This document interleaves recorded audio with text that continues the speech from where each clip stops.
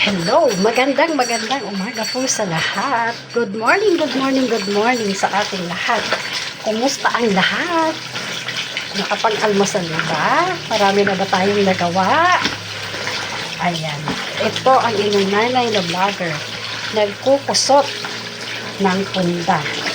Ito ang ginagamit na punda ng ating darling para siya ay presko sa pagtulog, masarap sa pakiramdam. Kailangan labhan natin kanyang mga punda. Nasabon ko na to guys kanina, binabad ko na to sa powder. Ngayon nag-aanlaw naman ako,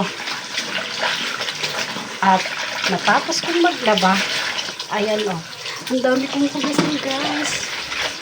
Maghuhugas naman ang inyong nanay na vlogger. Ayan, bago ako manahi, ang ginagawa ko ganito, naglalaba-laba muna, naghuhugas muna ng pinggan, nag-iinis ng kusina, kasi hindi na pwedeng maglaba, hindi na pwedeng magbasa ng kamay kapag ka nanahina ako, kasi naku, nananakit na ang aking mga kasukasuan guys, at masakit na sa aking balikat. Kaya bago ako manahi, ayan, naglalaba ako. Kumusta po sa ating lahat? Kumusta po ang lahat? Naway nasa mabuti kalagayan po ang lahat. Ayan. Anlawan natin siya ng mga 4 na anlaw at okay na siya. Ang kasunod naman, maglilinis ako ng lababo. Maghuhugas muna ng pinggan. Tapos, pagkatapos, mananahina ang inyong nanay. Ganun ang aking ginagawa. Yun ang routine ko sa araw-araw guys. At muli guys, huwag natin kakalimutan. Pagpatuloy po natin ang pagdadasal. Ipagdasal po natin ang ating mga kababayan na naiipit sa gulo sa Middle East guys.